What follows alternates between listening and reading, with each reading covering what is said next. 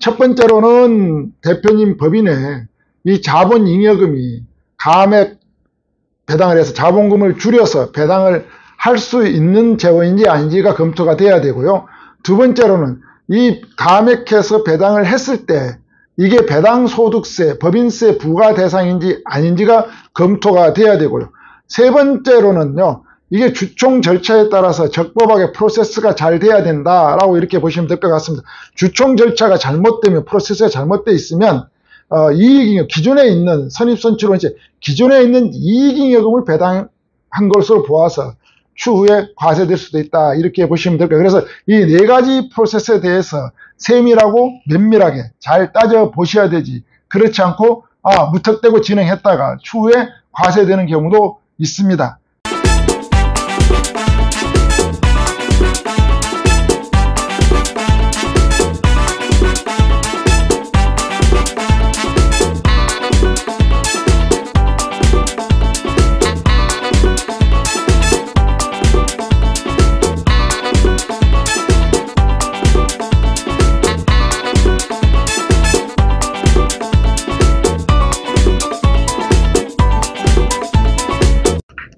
안녕하십니까, 이상선입니다. 지금 3월 중순입니다. 3월 중순 되면 이제 법인 대표님들은 전년도 결산이 이제 끝나갈 때가 된 것 같습니다. 또는 이미 마치신 대표님도 계실 거고요. 결산을 마치고 나면 이제 배당을 이제 해야 될 경우도 있습니다. 이때 배당을 이제 해야 되는데, 배당은 이제 주주총회를 통해서 배당을 하도록 되어 있죠. 근데 일반적으로 배당을 하면 배당 소득세가 이제 부과가 됩니다. 그런데 배당 소득세가 부과되지 않는 배당 재원이 있을 수가 있습니다. 대표님 그 법인의 재무상태표를 살펴보시면요, 자본적 계정을 살펴보시면 자본적 계정에는 자본이라면 이제 회사를 설립할 때 자본금으로 투자한 재원을 보고 자본금이라고 합니다. 자본금 계정에는 크게 보면은 이제 이익활동으로 인해서 그동안 벌어놓은 돈을 보고 이익잉여금, 미처분 이익잉여금으로 단순 이제 표기라면, 단순 말씀드리면 미처분 이익잉여금으로 이제 계상되어 있는 게 있고요. 또 하나는 이제 투자활동, 자본활동으로 자본금이 증가하고 줄어들고 함으로 인해서 발생되는 잉여금이 있습니다. 그걸 보고 자본잉여금이라고 합니다. 크게 보면 이익잉여금, 영업활동으로 인해서 발생된 이익금을 재원으로 해서 배당을 하게 되면 배당소득세가 부과되지만, 자본활동으로 인해서 발생된 자본잉여금에 대해서는 배당을 하게 되면 배당소득세가 부과되지 않는 경우가 많이 있습니다. 그러한 배당소득세가 부과되지 않는 세금 부담 없는 배당에 대해서 말씀드리도록 하겠습니다. 회사에 자본잉여금이 없으면 자본잉여금을 또 만들 수 있는 방법도 있습니다. 대표님의 개인 부동산을 출자한다라든지, 또 개인 사업자와 법인 사업자를 통합하는 중소기업 통합이라 그럽니다. 이런 통합하는 절차를 한다라든지, 또 대표님의 개인 임대사업자가 있는데 개인 사업자와 법인 사업자를 통합하는 과정을 만들어서 또 자본잉여금을 만들어갈 수도 있습니다. 그래서 자산 승계 절세 전략에 가져갈 때 이 자본잉여금을 만들어서 추후에 법인 자금을 세금 없이 출구 전략으로 가져가는데도 매우 중요한 전략 중에 하나입니다. 그래서 오늘 이 감액 배당에 대해서 좀 설명을 해 보도록 하겠습니다.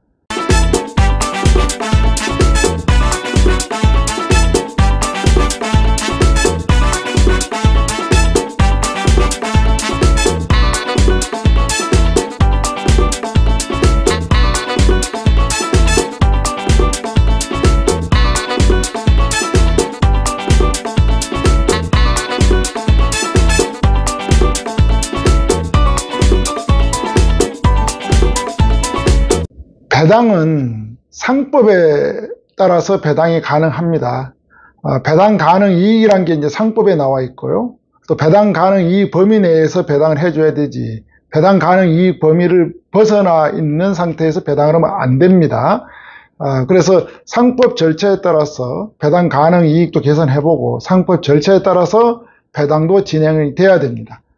그러면 이제 배당금을 법인에 있는 배당금을 사회로 주주들이 가지고 나가는 절차를 거치게 되면 소득이 생겼지 않습니까? 이 소득에 대해서 이제 배당 소득세를 부과하는 겁니다. 이거는 이제 어디에 나와 있냐면 이제 소득세법에가 이렇게 나와 있는 거죠. 그래서 세법 적용을 받는 부분이 있고 상법 적용을 받는다. 근본적으로 배당에 관한 내용은 상법의 적용을 받고 그 발생된 소득에 대해서 이제 세법 적용을 받아서 세금을 납세하게 되는데요. 배당금 재원은 크게 보면 좀 전에 말씀드린 대로 영업활동으로 인해서 발생된 이익금으로 형성되어 있는 이익잉여금이 있습니다. 이 이익잉여금을 가지고 배당을 하게 되면 배당 소득세를 전체에다 납세를 하도록 되어 있습니다. 그런데 이제 배당금 재원 중에 영업활동이 아닌 자본활동으로 인해서 자본금이 늘고 줄어들고 인해서 발생되는 이 자본잉여금을 가지고 배당을 하게 되면 출자금 환급 반환 성격이 있어서 세금이 없는 경우가 상당수 많습니다. 그래서 이런 이제 배당금 재원, 어떤 재원을 가지고 배당을 했냐에 따라서 소득세가 있고 없고 달라지기 때문에 대표님 회사의 재무상태표를 살펴보시고 자본잉여금으로 형성된 금액이 있다 그러면 그 금원을 활용해서 배당을 진행하면 배당 소득세가 없다 이렇게 보시면 되고요. 또 재무상태표에 자본잉여금이 없다 그러면 대표님 또 개인 자산을 활용해서 자본잉여금을 만들어서 배당 소득세를 내지 않는 이러한 방법으로 배당이 가능합니다. 이런 이제 배당 재원 두 가지가 있다고 말씀드렸고요. 또 배당을 안 했지만 배당과 같은 효력이 발생됐다고 해서 의제 배당이라고 합니다. 이 의제 배당으로 인해서 배당 소득세가 발생되는 게 있는데요. 그게 뭐냐면 자본금을 줄이거나 감자를 했거나 또 청산, 회사를 이제 청산하거나 회사를 또 해산하거나 또 회사를 합병하거나 분할하는 과정에서 대표님이 주주로서 받은 대가와 취득한 원가 그 차입은 한 주당 취득한 단위당 가격과 청산했을 때 감자했을 때 합병 분할로 인해서 받은 금액의 차이분을 이제 의제 배당액으로 봐서 배당 소득세를 이제 부과하도록 이렇게 되어 있습니다. 네, 배당 가능 이익은 이제 상법에가 나와 있습니다. 배당 가능 이익은 상법에 보면 대체 대조표상의 순자산으로 되어 있는데요. 이제 공제하는 금액이 있습니다. 자본금. 설립할 때부터 증자했다든지 이렇게 자본금이 있습니다.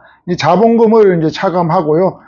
그 결산기까지 적립된 자본준비금과 이익준비금의 합계액을 또 차감하게 되고요. 결산기까지 적립해야 할 이익준비금을 차감하게 되고요. 대통령령으로 정하는 미실현 이익, 또 상법에 규정이 없는 기타 항목을 차감한 나머지 금액을 공제하고 난 이후에 이제 상법상 배당 가능 이익이라고 이렇게 정의를 하고 있습니다. 이걸 보고 이익배당 재원이다라고 이렇게 보시면 될 것 같습니다. 이런 이익배당은 이제 주주총회 결의로 가능합니다.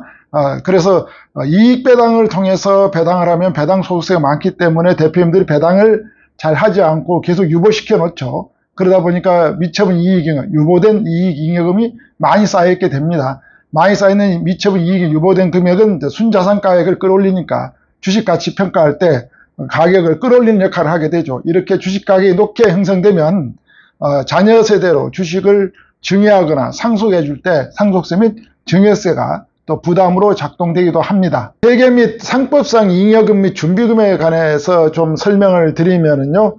대차대조표는 이제 자산이 있습니다. 대차대조표는 차변에 있는 금액과 대변에 있는 금액이 똑같이 합산이 맞춰져야 되는 대차 대조표라고 이야기를 합니다.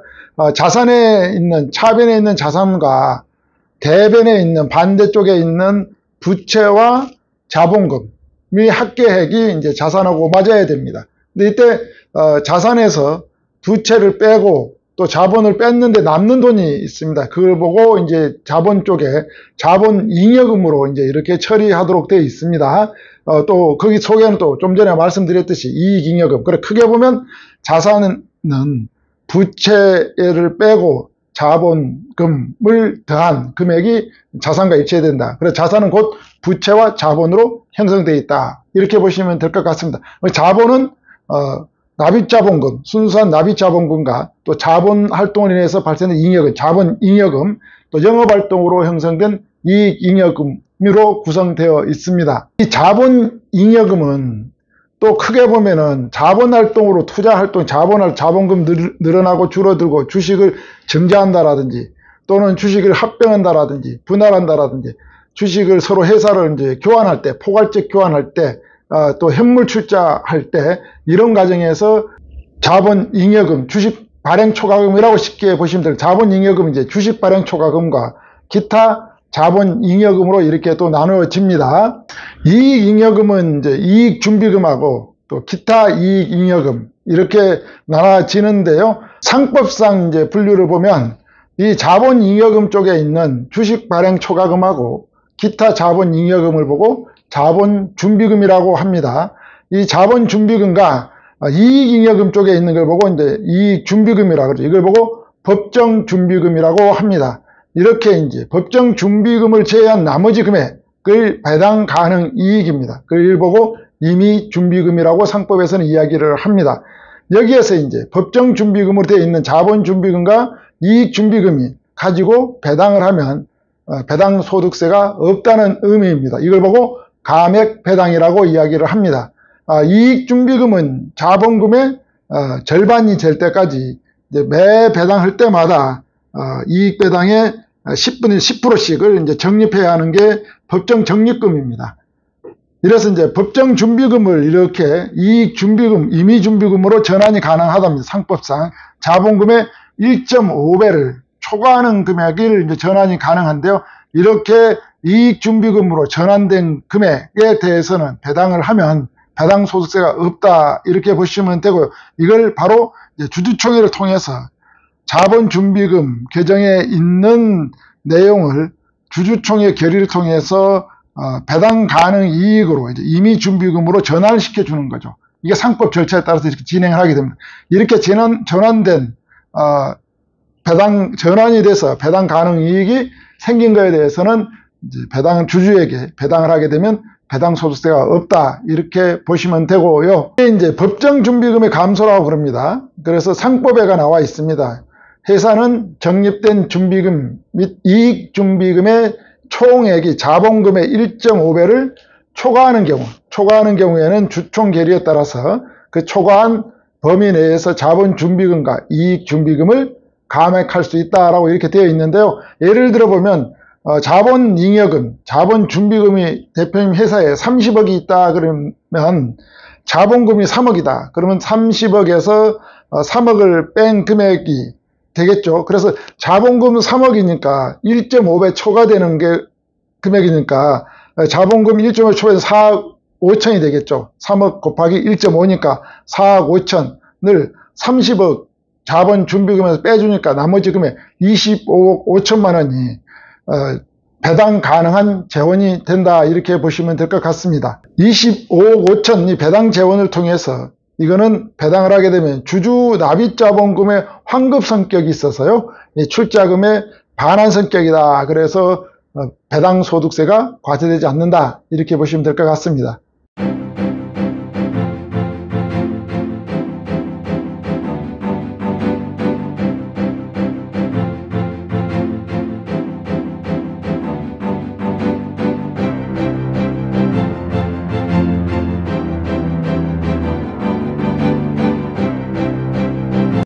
재무상태표를 살펴보시면은요, 자본준비금이라고 이렇게 이제 뭐 97억 이렇게 남아 있음에도 불구하고, 일반 이익잉여금을 가지고 배당을 가져가는 대표님들이 상당수 많이 있습니다. 그럼 이익잉여금을 가지고 배당을 하면 배당소득세를 많이 내지 않겠습니까? 근데 이 자본준비금을 가지고 배당을 하면 배당소득세가 없다라고 보시면 될 것 같고요.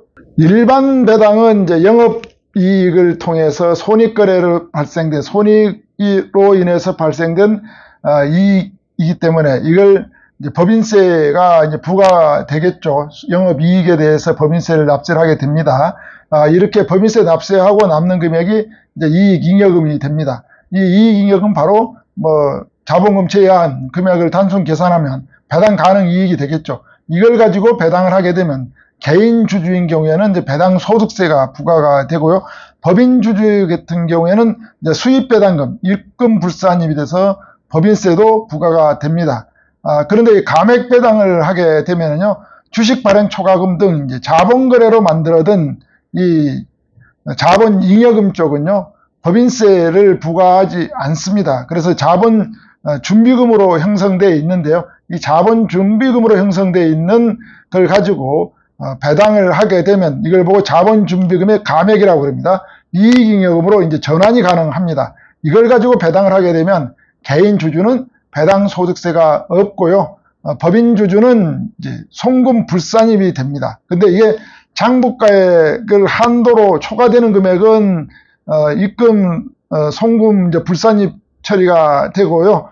장부가액, 다시 말하면 법인 주주 같은 경우는 취득 장부가액보다 높은 금액으로 배당을 받게 되면 그 높게 들어온 금액에 대해서는 법인세가 부과가 되고요.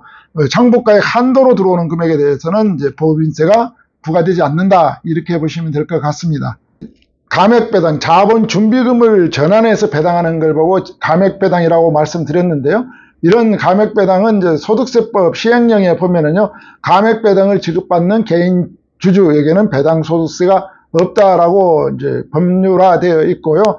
또 법인세법에 보면 상법 절차에 따라서 자본 준비금을 감액해서 받는 배당 금액은 내국법인이 보유한 주식의 장부가액 한도로 해서 법인세가 없다라고 이렇게 보시면 될 것 같습니다.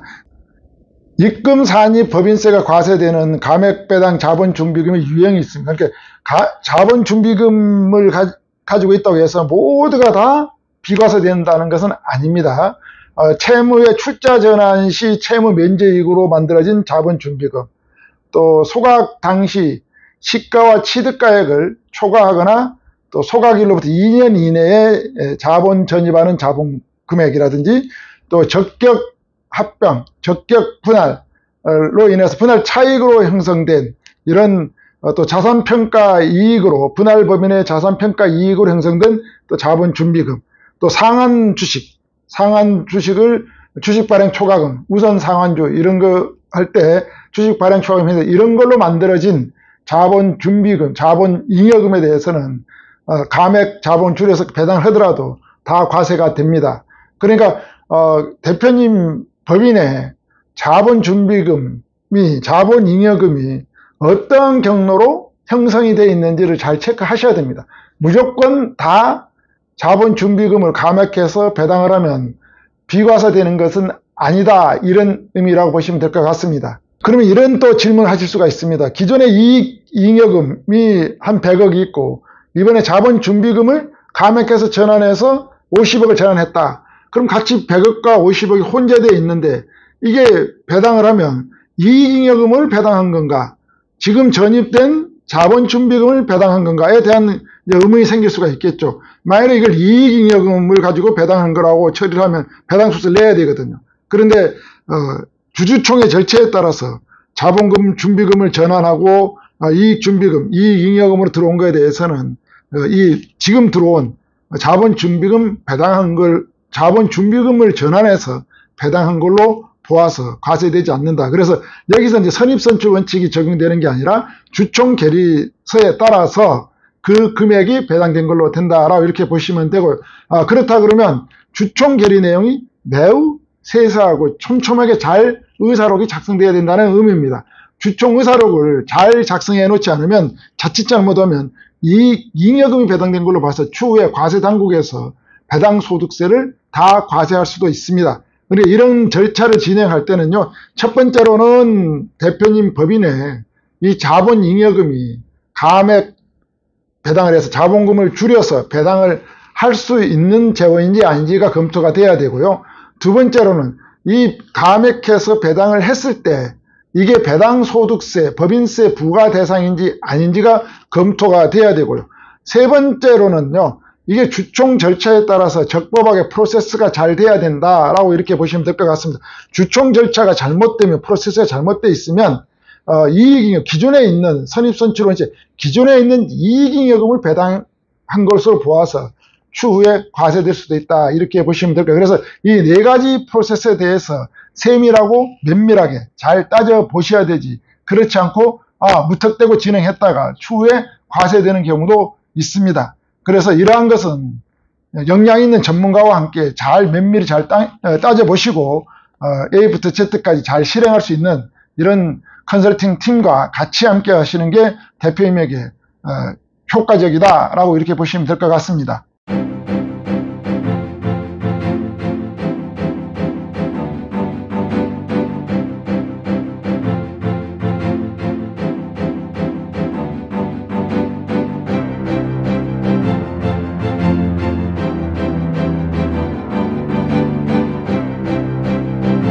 회사의 자본 준비금, 자본 잉여금이 쌓이는 경로는 크게 보면 이제 증자하는 과정에서 쌓일 수가 있습니다. 증자하는 과정이라면 지금 액면가가 5,000원이거든요. 5,000원인데 불균등하게 증자를 하게 되면 시가로 증자를 해야 됩니다. 불균등하게 증자한다는 말은 주주가 3인이 있다 그러면 3인의 주주가 모두 증자에 참여하면 비례적으로 증자에 참여하면 균등하게 참여하기 때문에 액면가 5,000원으로 증자에 참여가 가능합니다. 하지만 주주 3명 중에 특정인 1명만 증자에 참여한다라든지 또는 내부 제3자 주주가 들어왔을 때 네 번째 주주가 투자 자금이 들어온다라든지 이 네 번째 주주가 들어왔을 때 이때는 이제 불균등하게 주주 비례적으로 배분하는 게 아니라 제3자 배정 방식으로 증자를 하게 되는 거거든요. 일종의 그때는 시가로 증자를 하도록 되어 있습니다. 그래서 왜 시가로 해야 되냐면 이제 이익을 분여하고 또 이렇게 되면 이제 세금 문제가 나올 수 있어요. 이익을 받은 사람이 증여세도 내야 되고 그렇기 때문에 시가로 이제 증자를 하게 되는데요. 이 시가가 가령 한 주당 가격이 20만 원이다 그러면요, 이 20만 원을 이제 증자에 들어오면 10억을 투자금으로 갖고 들어온다 그러면 5천 원의 주식을 발행해 주는 게 아니라 20만 원의 주식을 발행해 주게 되기 때문에 적은 주식수를 발행해 주게 되는 거죠. 그래서 그 차입은 주식 발행해 준 그 차입은 5천 원에 발행해 줘야 되는데 20만 원에 발행해 줬기 때문에 그 차입은을 이제 자본 잉여금으로 해서 장부에 계상하도록 되어 있습니다. 그리고 흔히 주식 발행 초과금이라 그러죠. 그렇게 해서 자본 잉여금이 이제 발생되는 경로가 있고요. 두 번째 경로는 이제 대표님 이제 개인 부동산 같은 걸 법인에 출자하는 경우가 있어요. 대표님 개인 부동산 출자할 때도 주주가 자녀가 있고 배우자가 있다 그러면 이때 대표님 혼자만 부동산, 대표님 개인명으로 되는 부동산이 들어오기 때문에 이 개인명으로 들어오는 부동산에 대해서는 또 시가로 주식을 교부해 줘야 됩니다. 한 주당 평가 금액으로. 그래서 액면가 5,000원과 한 주당 20만 원 그 차이분이 나올 수가 있거든요. 그걸 보고 이제 주식 발행 초과금, 그리고 자본 잉여금이라고 하는데요. 이렇게 해서 또 쌓여가는 경우도 있고요.